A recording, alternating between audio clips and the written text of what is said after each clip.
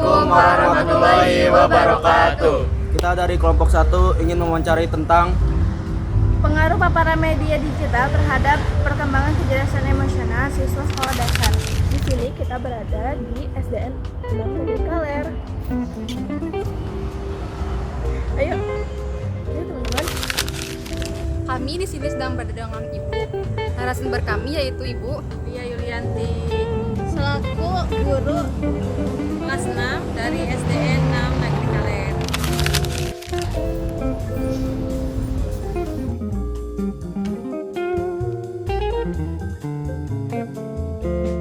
menurut Ibu apa dampak psikologis jangka pendek yang dialami siswa segera setelah terpapar media digital secara instan sebelum jam sekolah dimulai? Karena kan memang sudah zamannya digital ya. Nah, dampak paling tadi katanya yang dampak yang paling psikologis anak. Sebetulnya kan kalau dampak psikologis anak itu harus ada pengawasan. Jika anak menggunakan HP, iPad atau apapun itu harus ada pengawasan dari orang tua.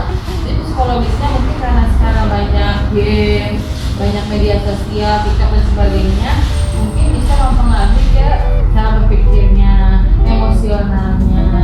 Paling dampaknya yang paling ini, jadi harus ada harus ada kontrol juga dari orang tua bahwa tidak boleh anak itu dibatasi, misalkan dia tidak boleh menggunakan media ini dampak paling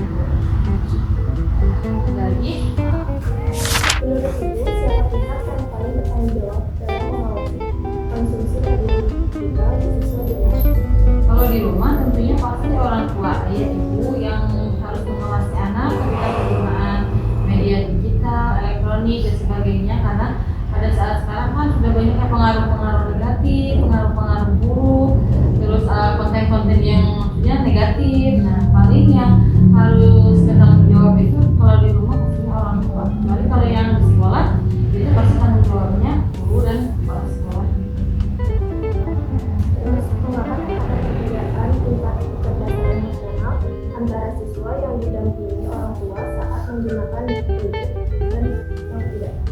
Kalau yang menggunakan gadget diawasi oleh orang tua kan ada batasannya. Jadi anak misalkan dia di rumah tidak boleh menggunakan gadget, hanya menggunakan misalkan cuma 1 jam atau pada saat libur saja, atau misalkan hanya menonton tayangan-tayangan yang baik saja. Jadi berbeda dengan yang tidak diawasi. Kalau tidak diawasi kan mungkin dia bisa nonton hal-hal yang negatif, dan pengaruh-pengaruh yang buruk, bullying dan sebagainya. Nah, itu juga bisa mempengaruhi ke emosional anak. Apalagi ada game-game yang Roblox atau apa gitu ya, mempengaruhi emosi jiwa anak. Nah, itu juga mungkin harus lebih diawasi lagi. Pasti tetap yang harus bertanggung jawab itu kalau di rumah orang tua dan kalau di sekolah guru.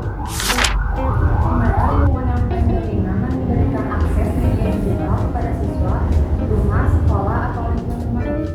Sebetulnya kalau semuanya juga mempunyai positif dan negatifnya. Kalau misalkan di sekolah mungkin lebih banyak ke pembelajarannya. Kalau seperti di SMA kan sudah boleh yang membawa HP, iPad atau apapun. Kalau di SD kan tidak boleh, sama sekali tidak boleh. Karena apa? Karena anak itu mudah terpengaruh oleh hal yang tidak baik. Terutama kan sekarang yang sedang digelarkan itu kan yang anti bullying, ya narkoba, mungkin ya yang hal-hal yang negatif. Nah, mungkin yang lebih efektif itu di sekolah. Kali sekolah anak biasanya membawa gadget, membawa HP itu untuk pembelajaran kan. Kalau anak SD itu sama sekali tidak boleh membawa HP. Yang lebih efektif itu di sekolah karena masih bisa diawasi guru. Kalau di rumah biasanya anak kan kebanyakannya main game, terus nonton konten-konten yang mungkin tidak baik. Nah, Waktu penggunaan media digital yang paling krusial dalam mempengaruhi suasana hati saat mengikuti pelajaran sekolah. kalau di sekolah biasanya yang paling disukai yang dominan atau krusial yang paling disukai biasanya pada pembelajaran tertentu. Misalkan pada saat pembelajaran seni atau pada pembelajaran banyak sih sebetulnya media-media yang kita bisa ambil dari media sosial, maka yang positifnya yang kita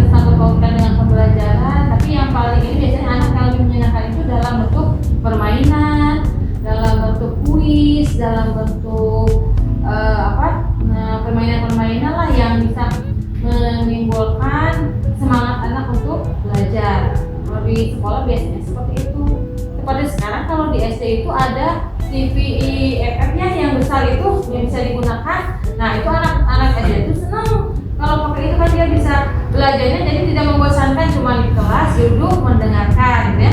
Jadi kalau nonton itu anak suka ya, ada gambarnya, ada musiknya, terus ada suaranya, anak bisa ikut nyanyi, bisa ikut kuis apa dari TV yang besar itu kan.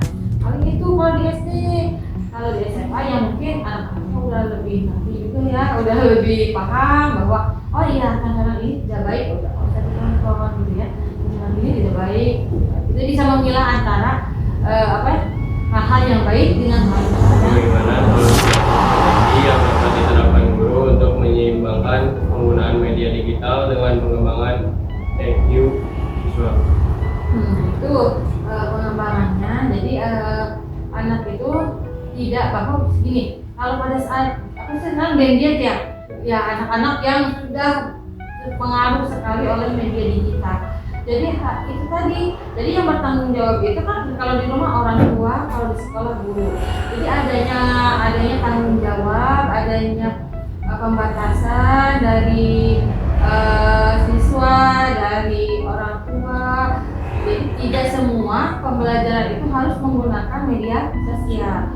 Apalagi sekarang kalau ini anak lebih suka itu bermain di luar atau apa. Nah itu lebih efektif biasanya dibandingkan dengan anak yang harus terpacu pikirannya itu di media sosial, di digital. Ya walaupun memang sebetulnya ada dampak positifnya, ada dampak negatifnya. Kalau positifnya kan kita bisa tahu lingkungan luar tanpa kita ada di posisi itu. Misalkan kita pengen tahu negara Amerika nih, tidak harus kita datang ke Amerika apa. Kalau sekarang tinggal buka Google aja misalkan Amerika, nanti informasi semuanya ada. Nah itu mungkin dampak positifnya. Kalau dampak negatifnya sekarang itu kan banyak konten-konten yang atau sama di SMA juga ada yang anti bullying, itu sama juga ya. Nah itu paling yang harus bertanggung jawab itu orang tua, terus kita orang tua, guru, kepala sekolah, lingkungan, pergaulan gitu ya. Jadi harus punya batasan bahwa boleh menggunakan media digital, tapi kita tahu bisa memilah antara yang baik dengan yang